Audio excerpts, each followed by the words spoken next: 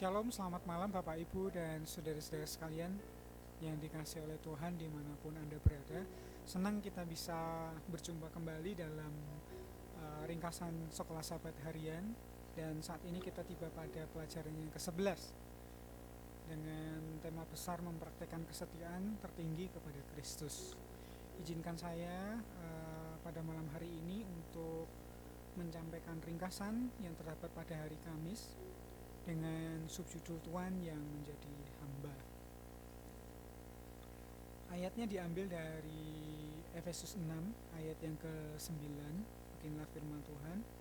Dan kamu tuan-tuan, perbuatlah demikian juga terhadap mereka dan janganlah ancaman. Ingatlah bahwa Tuhan mereka dan Tuhan kamu ada di surga dan Ia tidak memandang muka. Di pelajaran hari Kamis ini, Rasul Paulus memberikan satu amaran yang cukup tajam bagi para tuan-tuan atau bagi para pengusaha atau bagi para pemilik usaha untuk hidup dengan cara yang berbeda, memimpin unit usahanya dengan cara yang berbeda.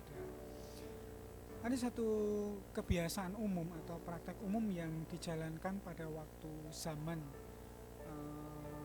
Rasul Paulus pada waktu itu. Ada sesuatu yang biasa bila mana seorang tuan memberikan berbagai macam hukuman, termasuk di situ ada pemukulan, pelecehan seksual, dijual, kerja rodi, kelaparan, belenggu, bahkan pembunuhan yang mengakibatkan kematian seorang hamba. Nah, sebagai umat-umat Tuhan kita dipanggil untuk melakukan hal yang berbeda, ya. Karena bagaimanapun juga di dalam pemandangan Tuhan kita adalah manusia yang berdosa. Kita sama-sama sebagai seorang hamba dari Tuhan itu sendiri. Bagi Tuhan tidak ada perbedaan, ya, tidak ada perbedaan kasta. Sekalipun di atas dunia mungkin ya terlihat, dan itu yang mungkin kita rasakan, tetapi bagi Tuhan berbeda. Bagi Tuhan kita semua adalah sama. Itulah sebabnya panggilan bagi para tuan adalah bagaimana kita memperlakukan pekerja-pekerja ini dengan cara yang berbeda. Kita menganggapnya sebagai sesama rekan kerja kita, ya, dalam satu pekerjaan ladang Tuhan, di mana kita bisa bekerja sama dengan mereka untuk menyelesaikan pekerjaan-pekerjaannya. Kemudian ada dua hal yang Paulus juga dukung di dalam surat-suratnya, perintah-perintahnya. Yang pertama adalah anggaplah sebagai pekerja itu sebagai rekan kerja, ya, tadi sudah disampaikan. Kemudian yang kedua, Tuhan surgawi menghakimi semua tanpa keberpihakan. Jadi bagi Tuhan adalah sama. Hal yang membedakan mungkin adalah tanggung jawab kita. Ya, sebagai Tuhan kita memiliki tanggung jawab yang lebih luas untuk mengembangkan ataupun memimpin satu unit usaha yang dipercayakan oleh Tuhan untuk kita kerjakan. Sementara hamba-hamba yang bekerja dengan kita, mereka adalah rekan kerja kita. Bagi Tuhan, di mata Tuhan adalah sama.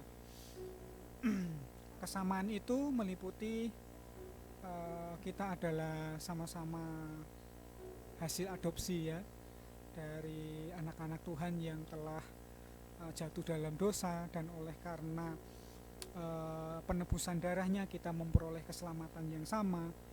Dan tidak hanya sekedar memperoleh tebusan yang sama, tapi kita juga berhak untuk mendapatkan warisan yang sama sebagai anggota keluarga Allah.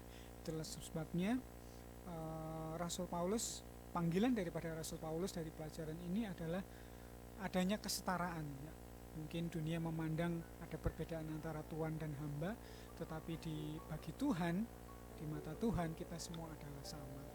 Biarlah ini boleh menjadi suatu perenungan bagi kita masing-masing, bahwa kita perlu untuk belajar seperti Kristus memandang orang dengan cara yang berbeda, sebagai sesama rekan kerja kita dan sesama saudara kita mewarisi kerajaan surga bersama-sama di dalam kekekalan nanti.